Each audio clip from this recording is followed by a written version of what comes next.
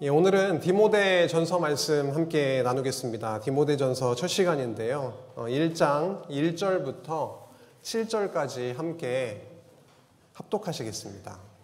1장 1절부터 7절까지입니다. 시작. 우리 구주 하나님과 우리의 소망이신 그리스도 예수의 명령을 따라 그리스도 예수의 사도된 바울은 믿음 안에서 참 아들된 디모데에게 편지하노니 하나님 아버지와 그리스도 예수 우리 주께로부터 은혜와 긍휼과 평강이 내게 있을지어다. 내가 마게도냐로 갈 때에 너를 권하여 에베소에 머물라 한 것은 어떤 사람들을 명하여 다른 교훈을 가르치지 말며 신하와 족보에 끝없이 몰두하지 말게 하려 함이라. 이런 것은 믿음 안에 있는 하나님의 경륜을 이룸보다 도리어 변론을 내는 것이라. 이 교훈의 목적은 정결한 마음과 선한 양심과 거짓이 없는 믿음에서 나오는 사랑이거늘 사람들이 이에서 벗어나 헛된 말에 빠져 율법의 선생이 되려 하나 자기가 말하는 것이나 자기가 확증하는 것도 깨닫지 못하는 도다. 예, 디모데전서 말씀을 저희들 함께 이번 주부터 함께 나누게 되었습니다. 왜 갑자기 디모데전서 말씀을 함께 나누게 되는가? 이렇게 질문을 가지시는 성도님들이 있으실 것 같습니다. 왜 그럴까요? 되게 어려운 질문 같은데요. 되게 쉽습니다. 지난 시간에 제가 데살로니가 후서를 마쳤기 때문에 오늘 디모데전서 말씀을 함께 나누게 되었습니다. 참 큰 질문과 고민이 되기 시작했습니다. 일반적으로 디모데전후서 말씀하면 저희들이 듣기 썩 그렇게 편안하지 않은 단어들이 등장을 하게 됩니다. 조직, 행정 뭐 이런 단어들이 우리 개론서에 보면 나오고 있습니다. 지금 저희가 일꾼을 세우려고 하는 그 바로 직전에 있다던가 뭔가 우리의 체제를 다시 한번 점검을 하고 나아가야 될 방향을 다시 한번 살펴본다던가 하는 그런 시점에 있다면 굉장히 그럴만도 하다 생각이 들 텐데 갑자기 디모데전서 말씀을 나누려고 하니까 제 안에 부담이 다가왔습니다. 그런데 본문을 읽으면서 그런 생각이 가시더군요. 왜냐하면 틀림없이 일꾼을 세우는 이야기, 그 기준, 임무 이런 내용들이 분명히 나오지만 그 이전에 더 중요한 복음의 내용이 소개되고 있고 그 복음에 의해서 강건하게 갖추어지는 일꾼들이 세워지고 하나님의 교회가 튼튼하게 무장되어져 나가는 그런 말씀임을 확인하게 되면서 우리 모두에게 필요한 말씀이다라는 확신이 들었습니다. 그리고 우리 어디에 있든지 가정에 있으면 부모로서 속해 있으면 한 회원이 될 수도 있고 속해원을 섬기는 임원이 있을 수도 있고 여전도회, 장로회, 권사회, 지구 어디서든 우리가 섬기는 자리에 있습니다. 임원이 아니더라도 새로 온 그리고 자라나고 있는 우리 자녀들을 생각을 하면 어느 누구나 누구에게나 필요한 말씀이 바로 디모데 전후서 말씀이구나 라고 하는 그 확신이 제 안에 들어서 부담을 다 내려놓고 성경 그 자체에서 말씀하고 있는 그 복음을 더 누리면 되겠구나 이런 생각이 들었습니다. 디모데 전후서 그리고 다음에 어떤 성경이 나오죠? 디도서가 나오고 있습니다. 디모데서, 디도서는 목회서신이라고 합니다. 일반적으로 바울이 쓴 서신서는 특정한 교회에게 보내지죠. 데살로니가 교회, 에베소 교회 이렇게 교회에 보내지다 보니까 교회 이름이 그 서신의 이름이 되었습니다. 그런데 오늘 같은 경우에는 디모데 전서, 디모데에게 보내진 편지죠.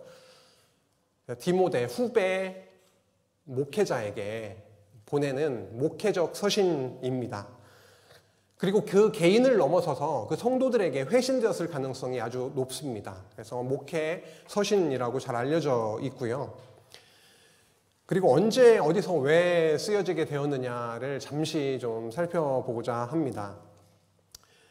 사도행전 끝이 어떻게 끝나고 있습니까? 사도 바울이 로마에 가서 이태 동안 이렇게 셋집에 머물면서 오고 가는 성도들에게, 그 사람들에게 하나님의 나라에 대해서, 그리고 주 예수 그리스도에 대해서 그에 관한 모든 것을 담대하게 거침없이 전파했다, 가르쳤다라고 그렇게 적고 있습니다. 그러니까 로마에서 감금되어 있는 시간이 한 2년 정도가 되었었는데, 그 시간이 지나서 풀려나가지고 다시금 복음을 전하는 그런 삶을 살았죠.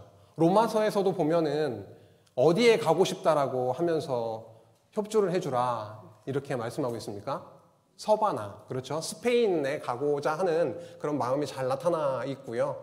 그 이후에 로마에서 감옥에서 풀려나서 제4차 전도 사역을 했다라고 일반적으로 얘기를 하고 있습니다. 성경에는 그 로마행까지만 나오고 있지만요. 그런 과정에서 이제 에베소에서도 뭐 서바나도 물론 갔겠지만 에베소에 가게 됐고 또 마게도니아로 가게 되는 그런 상황이 있었던 거죠. 여기 에베소에 머물고 있습니다. 그래서 마게도니아에 가면서 디모데에게 너는 에베소에 머물러 있기를 바란다라고 했습니다. 그래서 에베소에서 머물고 있으면서 목회를 하고 있는 디모데에게 바울이 보낸 목회적 서신으로 이해하면 되겠습니다. 그래서 어디서요? 마게도니아에서 썼죠. 그리고 언제요? 로마에서 감옥에서 풀려나서 그 이후에 AD 63년도나 65년도 사이에 썼을 가능성이 아주 높다 그렇게 알려져 있습니다. 이거 왜 썼느냐라고 하면 오늘 본문에서 굉장히 강하게 드러날 텐데요. 다른 교훈을 선포하고 있는 거짓 교사가 있었기 때문에 그것이 단순한 아주 작은 가르침이 아니라 진리를 뒤흔들어 놓고 교회가 굉장히 혼란에 빠질 수 있는 그런 내용들을 전하고 있는 그런 거짓 교사들이 있었기 때문에 거기에 더해서 여러 이유들이 있지만 오늘 1장을 통해서는 다른 교훈, 거짓 교사들이 있었기 때문에 쓰게 되었다라고 1차적으로 이해하고 넘어가도록 하겠습니다. 저희는 데살로니가 전후서, 그리고 디모데 전후서, 그리고 디도서, 빌레몬서 뒤로 이어지고 있는데요. 교회를 어떻게 하나님께서 무장시켜 나가시는지에 대해서 함께 살펴오고 있습니다. 오늘 디모데 전후서 같은 경우에도 하나님이 교회를 튼튼하게 무장시켜 나가시는 끝자락에 와 있습니다.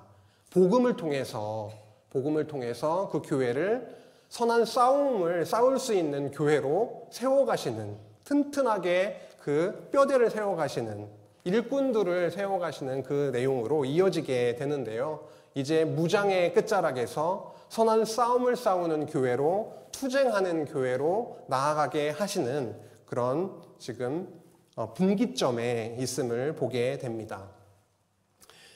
구약시대에도 광야교회, 사도행전에 보면은 구약의 교회를 광야교회 이렇게 표현하는 말씀이 있죠. 그래서 광야교회의 모습을 한번 엿보고자 합니다. 광야교회는요, 그 민수기 2장에 보면은 광야교회의 조직을 어떻게 그 광야 생활을 시작하기에 앞서서 그 교회를 어떻게 조직하셨는지 한번 보겠습니다. 너무 저희들이 여러 번 확인한 부분이라서 이렇게 알고 계시겠지만 싸움에 나가기 전에, 그 광야 생활을 하기 전에 무엇을 하죠? 정비를 하죠. 조직을 갖추죠. 그거를 저희들이 뭐라 그러죠? 대열을 정비한다 이렇게 표현을 저희들 하고 있습니다. 대열을 아주 잘 정비케 하셨는데요. 가장 큰 특징은 정가운데에 성막이 위치해 있다라고 하는 것입니다. 유다 지파가 굉장히 중요한 지파인데 이 자리에 있지 않습니다. 가장 중앙에 성막이 위치해 있고 모든 지파가, 12지파가 성막을 향해서 이렇게 위치하고 있음을 보게 됩니다. 성막 주변에는 레위 지파가 머물고 있고 성막의 동쪽, 그 문 쪽에는 모세와 제사장이 위치해 있습니다. 이렇게 레위 지파가 그리고 제사장이 주변에 있음으로 인해서 12지파 백성들이 성막에 이렇게 접근하는 것들을 막는, 보호해주는 역할도 하고 있죠. 죄인이 그냥 지나가게 되면, 들어가게 되면 죽임을 당할 수 있기도 합니다. 그리고 유다지파가 이 자리에 있을 수 없죠. 단지파가 이 자리에 있을 수도 없습니다. 여호와 하나님께서 명하신 말씀에 따라서, 명령에 따라서 성막을 중심으로 12지파가 자리에 있음을 보게 됩니다. 우리 성도님 각자의 자리는 어디에 있습니까? 결정하셨죠? 예, 어디 있을 겁니다. 있을 겁니다. 근데 가장 부동의 자리, 이 자리는 예수 그리스도께서 딱 위치에 있으시고요. 우리는 왕 같은 제사장이니까요. 사실 여기도 넘볼 수가 있습니다. 어딘가에 우리를 위치시키시고 이끌어가고 계심을 저희들 보게 됩니다. 이동할 때는요, 멈추어 있을 때, 유진할 때는 이런 모습으로 되어 있고, 일때 여호와의 명령에 따라서 움직일 때는 어떻게 됩니까? 레위 지파 고앗 자손이 성막 안에 있는 법궤를 가장 먼저 위치하고, 그 다음에 유다를 중심으로 한 일진이 따라가게 됩니다.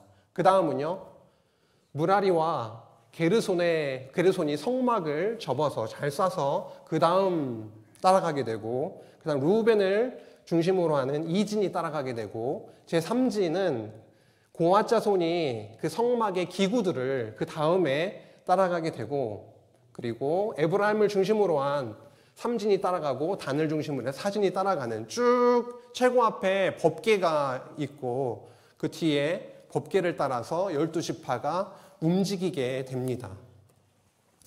민수기 9장 18절과 23절에 보면은 여호와의 명령을 따라 행진하고 여호와의 명령을 따라 진을 쳤으며 구름이 성막 위에 머무는 동안에는 그들이 진영에 머물렀고, 곧 그들이 여호와의 명령을 따라 진을 치며 여호와의 명령을 따라 행진하고 또 모세를 통하여 이르신 여호와의 명령을 따라 여호와의 직임을 지켰더라라고 말씀하고 있습니다.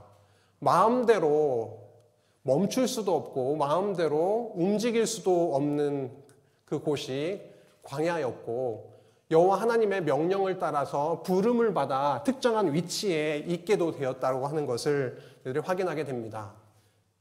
구약의 교회, 그렇게 위험하고 물이 없고 하나님이 지켜주시지 않으면 이방 대적에게 침을 당해서 죽음에 이를 수 있는 그런 위험한 광야, 그리고 위에서 양식을 주시지 않으면 살아갈 수 없는 그 광야에서 그 구약의 교회가 여호와 하나님의 대열을 정비하게 하심으로 계속해서 40년 광야 생활을 이어가게 하셨던 것을 저희들 기억하게 됩니다. 오늘 디모데 전서 말씀을 보기 전에 왜 민수기 2장 말씀을 저희들이 보는 것이 의미가 있는 것인가, 앞으로 1장 말씀을 보면서 좀 생각을 해보면 좋겠습니다. 오늘은 전에 제가 이 말씀을 전할 때와 약간 포맷을 좀 바꿨는데요. 앞에 무슨 구조나 이런 것들을 먼저 제시하지 않겠습니다. 일단 본문을 통해서 내용을 확인하고 그 내용을 통해서 결국 하나님이 말씀하고자 하시는 것이 무엇일까 고민해보는 그런 형식으로 귀납적으로 한번 살펴보기를 원합니다. 본문을 함께 나누겠습니다. 디모데전서 1장 1절부터입니다. 우리 구주 하나님과 우리의 소망이신 그리스도 예수의 무엇을 따라요? 명령을 따라 그리스도 예수의 사도된 바울은 이라고 말하네요. 사도 바울은 서신서를 쓸 때마다 이러한 비슷한 내용들을 항상 적고 있습니다. 물론 좀 글자가 좀 빠지거나 더 길어지거나 하는 경우는 있지만 내가 사도다라고 하는 것을 분명히 밝히는 서신서도 있고 사실은 그것을 생략하는 경우도 있습니다. 너무도 확실한 관계가 너무 좋고 내가 사도라는 것에 대해서 인정해주는 그런 경우에는 밝히지 않는 경우도 있지만 거의 대부분은 사도 바울, 사도라고 하는 것을 밝히는데요. 참 디모데전서에서는 굉장히 특징적인 것이 명령을 따라서 내가 사도가 되었다라고 하는 것을 굳이 이렇게 밝혀주고 있습니다. 디모데전서 1장 1절에서도 그렇고요. 디모데 후서에서도 그렇습니다. 다른 서신서를 찾아보면 명령을 따라라고 하는 단어는 나오지가 않습니다.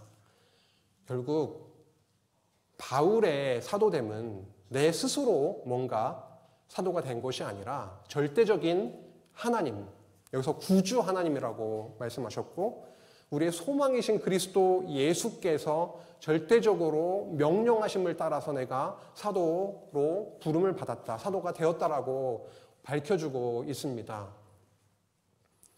바울은 사도가 될 수 있는 그런 자가 아니었음을 저희들 너무도 확실하게 사도행전을 통해서도 다른 서신서들을 통해서도 확인해온 바가 있습니다. 그런 자를 하나님은, 그리스도는 명령을 하셔서 그 사도의 자리에 세워주신 거죠. 모든 교회가, 모든 성도가 그리스도의 명령을 따라 세워졌고 우리가 이 자리에 있게 됐고 또 그 부르심 따라 한 걸음 한 걸음 그렇게 진행해 나가고 있음을 보게 됩니다. 믿음 안에서 참 아들 된 디모데에게 이 서신이 전달이 되고 있습니다. 편지하노니, 참 특이한 단어가 앞에 붙어 있습니다.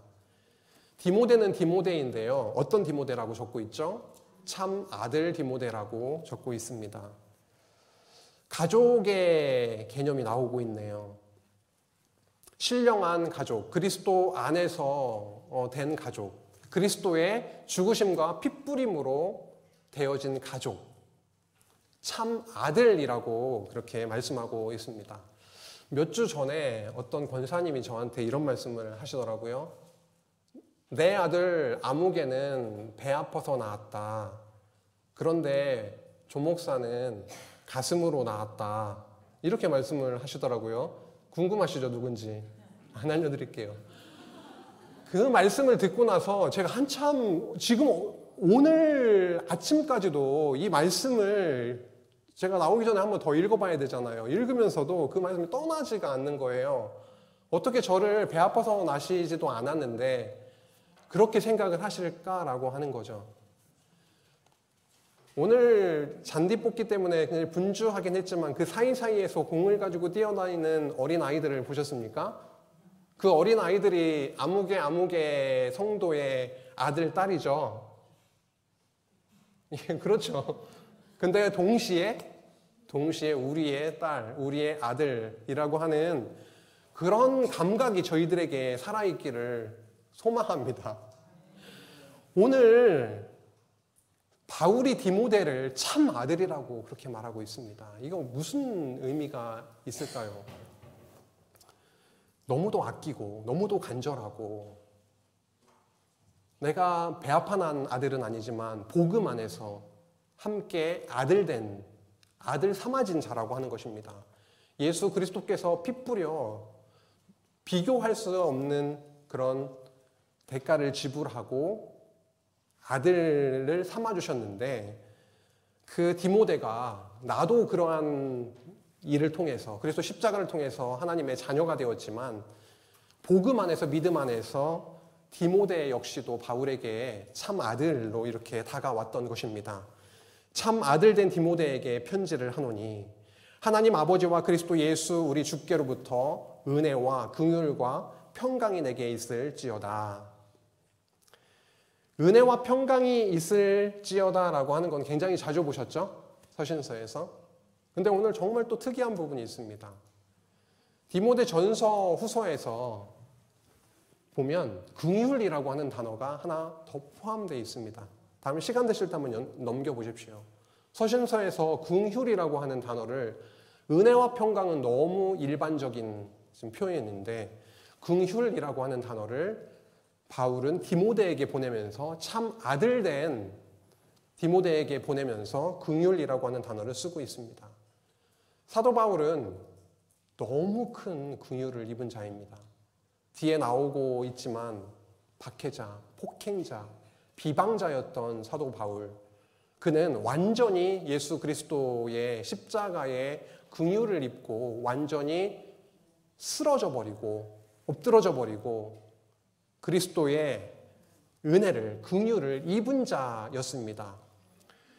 그리고 디모데, 사도 바울은 물론이고 지금 에베소에서 목회 사역을 하고 있는 디모데에게도 너무도 필요한 것이 무엇이었냐면 하나님의 은혜와 평강이 당연히 너무도 필요하지만 그와 더불어서 무엇이 정말 필요하다라는 거죠? 긍휼이라고 하는 것이 너무도 필요하다라고 하는 거죠. 은혜와 긍휼과 평강이 내게 있기를 원한다라고 말합니다. 처음 1절, 2절을 통해서 내가 사도됨, 그리스도의 명령을 따라 사도가 되었고, 그리고 긍휼을, 은혜와 평강과 긍휼을 축원하는 내용, 처음 1, 2절에 이어서 3절로 넘어가면은요, 이런 내용이 나오고 있습니다. 내가 마게도니아로 갈 때에 너를 권하여 에베소에 머물라 한 것은 어떤 사람들을 명하여 다른 교훈을 가르치지 말며, 디모데를 에베소에 왜 머무르게 했는지에 대한 이유, 그것을 동기를 밝혀주고 있습니다. 왜 그랬죠? 거기는 어떤 사람들이 있는 거죠? 어떤 사람들이 있는 것입니까? 무엇을 가르치는 자들이요? 다른 교훈을 가르치는 자들이 있었다라고 하는 것입니다. 갈라디아서 1장에 보면은 굉장히 반복적으로 나타나고 있는 단어가 있는데요. 여긴 다른 교훈이지만 갈라디아서 1장에는 뭐죠? 다른 복음, 그렇죠? 다른 복음을 전하는 자들이 거짓 선생들이 있었는데요. 다른 복음을 전하면 저주를 받을지어다 라고 반복하고 있습니다. 갈라디아서 1장 8절, 9절에 보면은 다른 복음을 전하면 저주를 받을지어다 라고 저주를 선포하고 있죠. 디모데에게 보내면서 어떤 사람들이 너희 안에 있다라고 하는 것을 알게 된 바울은 다른 교훈을 그들로 하여금 그 어떤 자들이 있는데 그 어떤 자들로 다른 교훈을 가르치지 말게 하기를 그렇게 얘기하고 있습니다. 다른 복음의 내용들이 이제 소개되기 시작하네요. 신화와 족보에 끝없이 몰두하지 말게 하려 함이라. 이런 것은 믿음 안에 있는 하나님의 경륜을 이룸보다 도리어 변론을 내는 것이라. 골로새서 2장 8절에 이런 말씀도 있죠. 누가 철학과 헛된 속임수로 너희를 사로잡을까 주의하라. 같은 맥락이 되겠는데요. 복음에 집중하는 것이 아니라 그 이외의 것들, 여기에서 나오고 있는 것은 신화와 족보에 대해서 말씀하고 있습니다. 족보는 잘 아시죠? 여기서 신화가 어떤 내용이냐, 구체적으로 무엇이냐 이런 것보다는요. 지금 디모데 곁에 있는 사람들 중에 그 어떤 사람들이 복음에 집중하고 있는 것이 아니라 신화와 족보에 집중하고 몰두하고 있다라고 하는 것입니다. 족보를 왜 따지죠? 족보 집에 있으십니까? 시골에 가보니까 있더라고요. 족보를 또 리뉴얼하면 돈을 꽤 많이 내던데 요즘도 이렇게 다시 만들고 하는 경우는 별로 없는 것 같아요. 근데 저 어렸을 때만 해도 어른들이 족보 그러시는 것 같았어요. 그리고 형 누나들이 결혼할 때 뭐 족보 얘기가 나왔었던 것 같았어요. 그리고 어른들이 얘기할 때 족보 얘기를 막 하시더라고요. 왜 그렇죠? 족보 얘기를 왜 자꾸 꺼내는 걸까요? 뼈대 있는 집안 출신이다라는 거죠. 나는 지금 나의 모습은 이러할지라도 적어도 나는 이러이러한 굉장히 명망 있는 뼈대 있는 집안 사람이다라고 하는 것을 자꾸만 내세우려고 자랑하려고 자기의 존재 가치를 더 있어 보이게 하려고 그렇게 얘기했던 건데요. 비슷합니다. 지금 그리스도의 복음에 집중을 하고 있으면 이러한 것들이 이야기할 그런 여지가 없을 텐데 신화와 족보에 몰두해서 그거에 대해서 이야기하고 하다 보니까 결국 그들에게 있는 것은 평안, 감사, 이런 기쁨 이런 것이 아니라 변론, 헛된 논쟁, 싸움, 말싸움 이런 것들입니다. 지체와의 교제 속에서도 복음을 얘기하면 깨달아진 그 은혜를 고백하고 나누다 보면은 덩달아 기쁘잖아요. 그렇죠? 안 기쁘세요? 막 시기 나시나요? 덩달아 기쁜데 자랑하는 얘기를 들으면 부글부글 그렇게 하기 시작하죠. 나는 뭐 이러이러한 뭐 왕년에는 뭐 이런 얘기요. 난 이런 집안 사람이야. 우리의 뭐 옛날 선조 중에는 이런 사람이 있었어. 사실 저희는 똑같은 족보를 갖고 있잖아요. 우리 담임 목사님이 가끔 말씀하시는 거. 예씨 집안이라고. 그래서 똑같은 하나님의 자녀이고 뭐 평등하고 하나님 앞에서는 똑같이 용서받은 구원받은 죄인인데 그 이상 뭐 자랑할 것도 없는데 자랑하자면 죄인입니다. 저는 뿌리는 이렇게 하면 될 텐데 그 이외의 것들을 얘기하다 보면 변론에 헛된 논쟁으로 그렇게 빠져가게 되는 거죠. 그러다 보면 뭔가 갈등이 생기고 계급 파벌이 생길 수도 있고 끼리끼리 모여질 수도 있지 않습니까? 교회의 혼란을 굉장히 가중시키는 야기하는 그런 일이 되었습니다. 그래서 신하와 족부에 끝없이 몰두하지 말게 하라라고 하는 그런 겉면의 목회적 서신을 보내고 있었던 것이죠. 그런데 바울을 통해서 디모데에게 지금 전해지고 있는 이 교훈의 목적이 있습니다. 그 교훈의 목적은 무엇이죠? 사랑입니다. 이거는 이렇게 가로쳐도 될 것 같아요. 일단은 이 교훈의 목적은 앞에 방금 나왔었던 뭐가 아니라 변론이 아니라 말싸움, 갈등, 파벌, 이런 계급 이런 것이 아니라 사랑이다라고 하는 것이죠. 이 교훈은 도대체 무엇이길래 변론과 싸움과 헛된 논쟁이 아니라 사랑으로 이렇게 마음을 모아 주실 수 있는 것일까라고 하는 것은 뒤에 나오게 될 겁니다. 이 교훈의 목적은 세 가지가 나오네요. 이것에서 나오는 사랑이다라고 밝혀주고 있습니다. 청결한 마음, 선한 양심, 거짓이 없는 믿음에서 나오는 그 사랑이 바로 내가 지금 너에게 보내고 있는 이 서신의 이 교훈의 목적이다라고 밝혀주고 있는 거네요. 최근에 제가 수요일 날 스가랴 말씀을 함께 나눈 바 있는데요. 그 스가랴서에 보면은 거짓 그 목자가 나오지 않습니까? 그 목자는 그 양들을 섬기고 보호하고 그 양들의 안전을 위해서 나의 모든 것들을 내어놓고 십자가에 못 박히는 그런 목자들이었지 않습니다. 그들의 마음은 청결하지 않았습니다. 뭔가 꿍꿍이 속에 있는 거예요. 그들의 유익을 위해서 양들을 이용하는, 철저하게 이용하는 그러한 청결하지 않은 마음이었고 양심이 완전 화인을 맞았죠. 선한 양심이 아니었고 거짓이 가득 차 있는 그런 믿음. 그 믿음 있는 것처럼 보일 수는 있죠. 그렇죠? 하지만 그 내면에 정말 거짓이 없는 참된 믿음이면 좋겠지만 그렇지 않은 목자의 모습을 저희들 보게 됐습니다. 그런데 참목자 예수 그리스도는 그렇지 않았다라고 하는 거죠.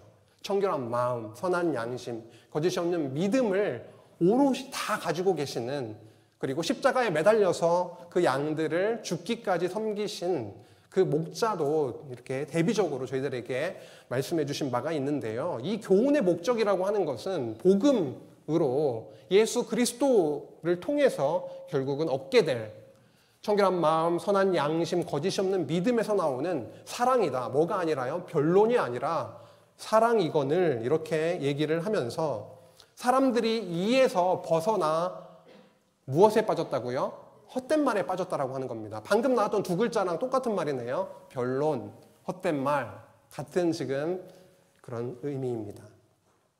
근데 이에서 벗어나 그러니까 헷갈리네요. 이에서 벗어나라고 하니까 사랑에서 벗어나 이렇게 이해하기가 쉽습니다. 사실 사랑에서 벗어나 이렇게 헛된 말에 빠졌다라고 이해를 해도 큰 무리는 없습니다. 그런데 찾아보니까요. 여기 이라고 하는 게 복수더군요. 이것들에서 여성형이면서 복수형입니다. 그러니까 청결한 마음도 여성 명사예요. 마음, 양심도 여성 명사고 믿음도 헬라어에서 믿음도 여성 명사입니다.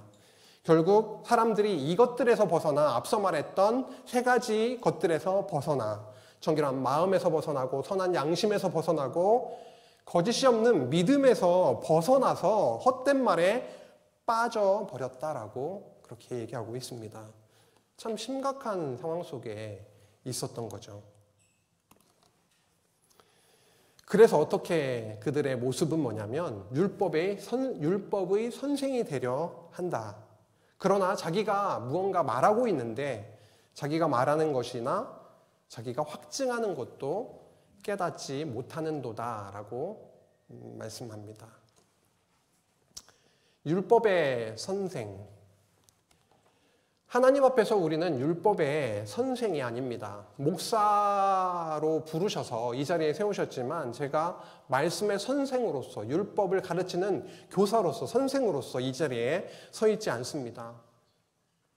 우리 모든 성도는 율법 앞에 죄인입니다. 목사라 할지라도 율법의 선생으로가 아니라 바로 율법의 성취자로 오신 예수 그리스도를 증거하는 자로 이 자리에 서 있는 것이죠. 율법의 최고의 선생은 누구시죠? 예수님.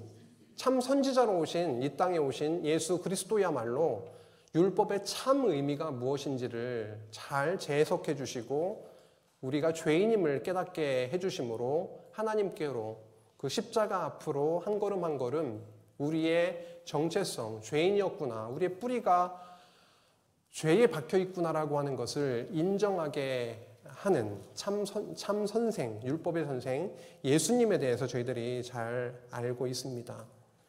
그런데 이 당시에 있었던 거짓 선생들은 자신들이 율법의 교사로서, 율법을 가르치는 자들로서 그렇게 앞서 이렇게 인정받기를 원했고, 참 아이러니한 것은 율법을 전하면서도 가르치면서도 그것이 무슨 뜻인지를 제대로 알지도 못한다라고 하는 것이죠. 그러나 율법은 사람이 그것을 적법하게만 쓰면 어떤 것이라고요? 선한 것임을 우리는 아노라라고 말합니다. 적법하게 율법을 쓰면은 선한 것이다 라고 하는 것이죠. 율법의 교사로, 선생으로 서려고 했던 그들은 율법을 적법하게 쓰지 않고 있었던 자들입니다. 율법은 왜 선한 것일까요? 어떻게 용도에 맞게 적절하게 사용이 되면 율법은 선한 것이 될까요? 로마서 7장 12절에도 이렇게 말씀합니다. 율법은 거룩하고 의롭고 선하다라고 말씀하세요. 율법은 거룩합니다. 선하고 의롭습니다. 어떨 때요? 적법하게 쓸 때 그렇다라고 하는 겁니다. 율법은 왜 하나님이 우리들에게, 이스라엘 백성들에게 율법을 주셨죠? 죄인임을 깨닫게 하려고. 제가 좀 고백하자면 제가 급할 때 가끔 좀 그렇긴 한데 목사가 그렇다고 하니까 좀 죄송하긴 한데 신호 위반을 할 때가 있습니다. 급할 때요. 딱 급할 때. 근데 만약에 교통법규가 없으면 신호 위반을 해놓고도 제 마음이 가책을 못 느낄 겁니다. 그런데 빨간불이었을 때 신호등을 건너가거나 아니면 차를 움직이면 안 된다라고 하는 것이 법이 있기 때문에 저는 자주 하는 건 아니고요. 가끔요, 가끔. 최근에 어떤 권사님한테도 들켜가지고 제가 좀 마음에 좀 그런데요. 어쨌든 법이 있기 때문에 가책을 느낀다라고 하는 거죠. 죄인이다라고 하는 걸 깨닫게 하는 것이 율법의 적법한 용도입니다. 그래서 알 것은 이것이니 라고 하면서 엄청난 내용들을 막 쏟아내기 시작해요. 2절에 걸쳐서 9절, 10절에 걸쳐서 그냥 알 것은 무엇이냐면 이거다. 율법은 옳은 사람을 위해서 세운 것이 아니다. 의인을 위해서 율법은 세운 것이 아니다 라고 하면서 오직 불법한 자, 복종하지 아니하는 자, 경건하지 아니한 자, 딱 나왔네요. 죄인, 그리고 거룩하지 아니한 자, 망령된 자, 아버지를 죽이는 자, 어머니를 죽이는 자, 살인하는 자며 음행하는 자, 남색하는 자, 인신매매를 하는 자와 거짓말하는 자와 거짓 맹세를 하는 자와 기타 바른 교훈을 거스르는 자를 위함이니라고 이야기합니다. 우와, 너무 기네요. 왜 길어졌죠, 이렇게? 실제로 에베소 성도들 그리고 디모데와 함께 주변에 있는 자들 중에 이러한 자들이 있었다라는 거죠. 예, 있었다라고 하는 것입니다. 이런 자들이 율법의 적법한 용도를 잘 받으면 어떻게 되는 거죠? 정말 죄인임을 깨닫게 되는 것이죠. 그 반대도 될 수 있겠지만요. 그래서 9절과 10절을 요약하면 율법은 옳은 사람, 의인을 위하여 세운 것이 아니요 누구누구를 위함이다라고 할 수 있을까요? 예, 맞습니다. 죄인을 위함이다. 다시 말해서 율법 앞에 모든 인간이 죄인임을 깨닫게 하시기 위함이다. 이것이 율법의 적법한 아주 적절한 용도이다라고 말씀하고 있는 거죠. 그런데 거짓 교사들은 율법을 다른 용도로 쓰고 있었다라고 하는 것입니다. 오히려 자신은 의인인 것처럼, 그리고 이 율법은 이러이러하다라고 선생으로 그렇게 군림하지만 실제로는 알지도 못하고 제대로 그렇게 살고 있지도 못한 그들이었다라고 하는 것이죠. 제대로 된 율법 교사는 아이쿠 저는 죄인입니다라고 깨달아야 되겠죠. 그렇죠? 적법한 율법의 용도를 통해서 내가 죄인이구나라고 하는 것을 깨달아야 할 텐데 그들은 율법 교사로서 그렇게 있었다라고 하는 것을 보게 됩니다. 그래서 율법이 들어온 것은요 다른 게 아니죠. 죄가 더한 곳에 은혜가 더욱 넘치게 하시려고, 죄 가운데 가두심으로 은혜가 은혜되게 하시려고 였습니다. 결국은 예수 그리스도를 통해서 영생에 이르는 그 긍휼, 은혜를 베푸시기 위해서 죄인 되게 하시려고, 그게 목적은 아니죠. 궁극적인 목적은 아니죠.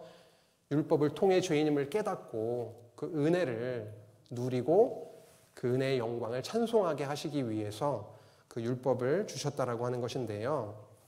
율법과 대비되는 게 뭐냐면요. 지금 바울을 통해서 지금 전달되고 있는 뭐요? 이 교훈, 이 서신에 적혀 있는 이 복음, 이 교훈은 내게 맡기신 바 복되신, 읽어볼까요? 시작. 하나님의 영광의 복음을 따름이니라. 율법을 따르고 내가 의인이다라는 것이 아니라 하나님의 영광의 복음을 따르는 것이 이 교훈의 지금 핵심이다라고 하는 것입니다. 이 교훈을 통해서 율법에 대해서, 율법의 적법성에 대해서, 적법한 용도에 대해서 분명히 밝혀주면서 이 교훈의 핵심은 뭐냐면 내게 맡겨주신 무언가 있는데 그 복되신 하나님의 영광의 복음을 따름이니라 라고 밝혀주고 있습니다. 율법 앞에 철저하게 죄인임을 그렇게 깨닫고 그리스도께서 우리를 위해 십자가에 못 박혀 흘리신 그 긍휼의 은혜를 그거를 따르는 것, 그거 앞에 나아가게 되는 것을 말씀하고 있음을 보게 됩니다. 그래서 영광의 복음이라고 하는 거죠. 십자가에서 하나님의 크신 영광이 쏟아졌습니까? 십자가에서 하나님의 크신 영광이 완전히 드러났죠. 그 십자가로 이루신 그 은혜의 복음, 그 영광의 복음을 따르게 됨, 이것이 바로 이 교훈의 목적이다라고 하고 있습니다. 이제는 바울이 자신에 대해서 조금 이야기를 하려고 합니다. 거짓 교사들에 대한 내용들, 율법에 대한 내용들을 얘기했죠. 이제는 본인 이야기를 하려고 합니다. 나를 능하게 하신 그리스도 예수 우리 주께 내가 감사한다라고 하죠. 왜냐면요, 나를 충성되이 여겨 내게 직분을 맡기셨기 때문이다. 사도 바울은 전혀 충성된 자가 아니었거든요. 그가 어떠한 자였는지는 바로 뒷절에 나오고 있습니다. 그러했던, 이러했던 나를 하나님이 충성되이 여겨서 내게 이 영광의 사도의 직분을 맡기셨다. 그래서 너무도 감사한다라고 하는 것인데, 사도 바울은 전에는 어떤 자였습니까? 비방자였다라고 하는 거죠. 예수 그리스도에 대해서 비방하고 예수를 그리스도로 믿는 성도들을 비방했던 자이고 박해했던 자이고 폭행했던 자입니다. 스데반의 죽음을 앞장서서 주도했던 자가 바로 바울, 그 전에 사울이었던 것이죠. 내가 전에는 비방자였고 박해자였고 폭행자였지만 도리어 긍휼을 입게 됐다. 왜냐하면 내가 믿지 아니할 때에 알지 못하고 행하였음이니라. 나는 너무 긍휼을 입을 만한 자가 아니다. 내가 이러이러한 자였다라고 하면서 긍휼에 대해서 다시 한번 강조해주고 있습니다. 참 우리 모든 성도는 긍휼을 입지 않고는, 예수 그리스도를 통한 긍휼을 입지 않고는 살아갈 수 없는 자들입니다. 권사님 박해자세요? 박해자였죠. 지금도 그러시는가요? 예. 우리 모두는 비방자였고요, 박해자였고 폭행자였습니다. 사실은 육의 소욕이 발동될 때마다 저는 가정에서 세 가지가 다 포함될 것 같은데요. 예. 우리 모두는 언제나 이런 말씀을 접하면서 내가 비방자였구나. 아니 지금도 비방자의 모습이 있구나. 하나님의 그리스도의 긍휼을 입지 않고서는 살아갈 수 없는 자이구나 라고 하는 것을 너무 확실하게 저희들에게 말씀해주고 있습니다. 이러한 메시지를 지금 바울은 에베소에서 목회를 하고 있는 후배, 나이 어린 디모데 목사에게 이런 말씀을 전해주고 있는 거죠. 내가 이러이러한 자였는데 정말 그리스도의 긍휼을 입고 내가 이 자리에 거룩한 사도의 직분을 받아서 지금 영광된 길을 걸어가고 있다라고 하는 것을 디모데에게 전하고 있는 것입니다. 디모데, 너에게, 당신에게도 가장 필요한 것은 긍휼이다라고 하는 것이죠. 우리 주의 은혜가 그리스도 예수 안에 있는 믿음과 사랑과 함께 넘치도록 풍성하였도다. 계속 이러한 감사의 고백, 우리 주의 은혜가 넘치도록 풍성했다. 긍휼이 너무도 넘치도록 나에게 임했다. 부어주셨다라고 하면서 믿보다 모든 사람이 받을 만한 이 말이요. 함께 끝까지 읽겠습니다. 시작. 그리스도 예수께서 죄인을 구원하시려고 세상에 임하셨다 하였도다. 죄인 중에 내가 괴순이라. 죄인만 인정을 해도 정말 대단한 건데요. 죄인 중에 내가 우두머리였다라고 고백을 하고 있습니다. 사도 바울에게 있어서 이 큰 긍휼을 입었다라고 하는 것은 이 말을 하면서 어떻게 이 1장 15절의 말씀을 쓸 수 있었을까? 평심한 마음으로 이 한 절을 쓸 수 있었을까? 내가 죄인 중에 괴수이다라고 하는 이 말씀을 그냥 쓸 수는 없었을 겁니다. 예전에 내가 비방자였고 박해자였고 폭행자였던, 예수 그리스도를 핍박했던 그런 자신의 모습을 다 떠올리면서 굉장한 은혜와 감사의 마음 한껏 고무되어서 하나님의 은혜를 바라보면서 썼지 않았을까? 눈물 가운데 썼지 않았을까? 죄인 중에 내가 괴수다. 우리 모두는 죄인이고 죄인 중에 괴수, 우리 식구 중에 내가 괴수, 우리 가족 중에, 우리 지구 중에, 우리 속해 중에 내가 괴수. 이런 괴수는 괜찮은 것 같아요. 뭐 자랑을 하면서 내가 최고야, 내가 왕이야, 내 말이 맞아, 이런 거보다 그리스도 앞에 내가 죄인인데 내가 1등 죄인이야. 2등 해. 당신 2등 해, 2등. 내가 1등 죄인 할게. 내가 1등 죄인이야, 괴수야 라고 하는 그 고백이 우리 안에 있게만 된다면 정말 그것이 행복이지 않겠습니까?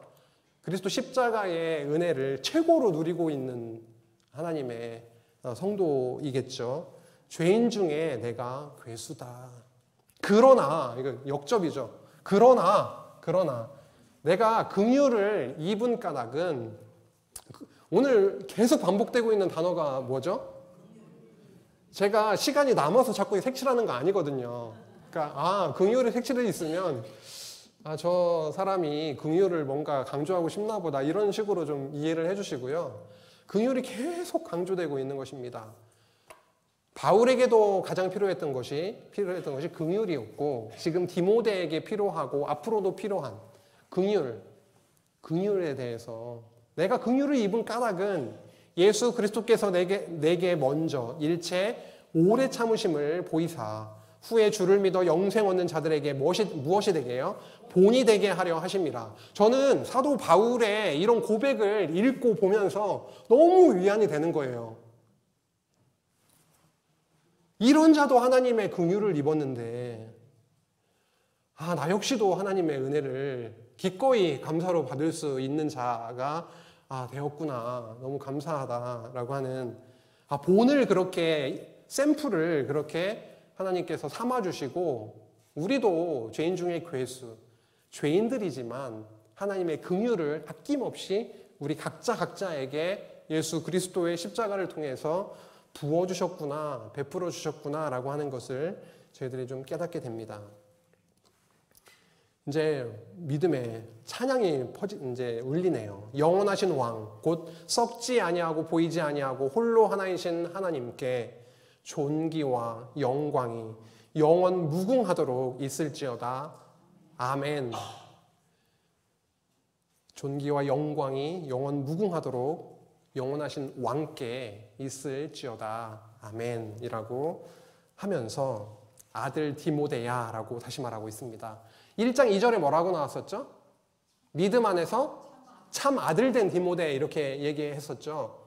그리고 나서 지금 1장을 마무리 지으면서 다시 한번 아들 디모데야 이 반복을 하고 있네요. 처음 시작을 하면서 참 아들 된 디모데야 이러한 내용을 다 밝히고 나서 그 하나님의 긍휼에 대해서 은혜에 대해서 밝히고 나서 아들 디모데야 내가 내게 이 교훈으로서 명하노니 전에 너를 지도한 예언을 따라 예언의 말씀 사도 바울을 통해서 디모데에게 전해졌던 에베소 교회에 굉장히 오랜 기간을 머물면서 말씀을 나누었었는데 그때 전해졌던 하나님께서 바울을 통해서 선포하게 하셨던 그 예언의 말씀 그 진리의 복음을 따라서 그것으로 뭘 하라고요? 선한 싸움을 싸우며 라고 말씀하고 있습니다. 이게 지금 교회를 어떻게 튼튼하게 무장시켜 나가시는지의 말씀 끝부분에 와 있으면서 진짜 투쟁케 하시고 투쟁하는 교회로 이렇게 싸움에서 승리하는 교회로 나아가게 하시는 그 지금 큰 대지가 바뀌는 그런 분기점에서 싸움에 대해서 말씀하고 있다고 하는 것이죠. 예수 그리스도의 명령을 따라서 사도로 세움을 받았고 그리고 우리는 이제 선한 싸움을 명하셔서 싸움을 싸우게 하실 것에 대해서 말씀하고 있습니다. 1장 끝부분에 뭐라고 지금 선한 싸움이 나오고 있죠? 디모데전서 6장 가장 마지막 장 12절에 보면 믿음의 선한 싸움을 싸우라고 지금 1장에서 참아들도 나오는 것처럼 1장에서 선한 싸움을 말씀하시더니 가장 마지막 장인 요술인가요 이거? 네, 6장 마지막 장인 선한 싸움에 대해서 말씀하고 있습니다. 좋은 병사로 부르셨습니다. 이스라엘 백성들을 내 백성, 뭐라 그러죠? 내 백성, 내 군대 이렇게 삼으셨잖아요. 우리는 하나님의 백성으로 그리고 군사로 부름을 받았는데 우리로 하여금 선한 싸움을 싸워나가게 하실 것입니다. 믿음과 착한 양심을 가지라. 이 부분도 앞서 나왔던 거네요. 1장 5절에 보면 청결한 마음, 선한 양심, 거짓이 없는 믿음 이런 것과 지금 연결되고 있는 것인데요.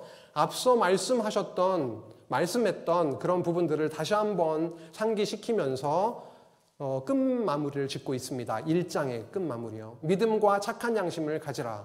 이것은 예수 그리스도를 통해서 그 안에서 가지게 될 것이고 그런데 어떤 이들은 이 양심을 버리고 파손해버렸다. 이 믿음에 관하여는 파손해버렸다. 이 믿음을 버리고 이것과는 멀어져 버렸다라고 하면서 그 가운데 후메네오와 알렉산더가 있으니 내가 사탄에게 내어준 것은 그들로 훈계를 받아 신성을 모독하지 못하게 하려 함이라. 후메네오와 알렉산더라고 하는 사람이 그 믿음에서 벗어났다고 하는 것이죠. 율법에 빠지고 그리스도의 복음에 하나님의 영광의 복음에 집중하지 않고 다른 신화나 족보 이런 것들 그리고 변론, 헛된 그런 분쟁에 이렇게 있게 만들었던 그들을 사탄에게 내어주었다. 이거는 교회에서 출교를 시킨 의미이기도 합니다. 결국 출교라고 하는 것이 이러한 일들이 완전 내치는 것에 목적이 있는 것이 아니라 그들로 하여금 교회를 보호하는 개념이기도 하고 나아가서 더 하나님 깨닫고 하나님께로 돌아오게 되는 그런 과정이 될 수도 있겠는데요. 확실한 것은 이렇게 비진리 앞에 확실한 결단을 내리면서 사탄에게 내어주게 되는 그런 내용까지도 나오고 있습니다. 훈계 신성을 모독하지 못하게 하려 함이라. 오늘 디모데전서 1장 말씀을 통해서 나왔던 내용들을 다시 한번 머릿속에 상기를 하시면서 집에 돌아가시면 좋겠습니다.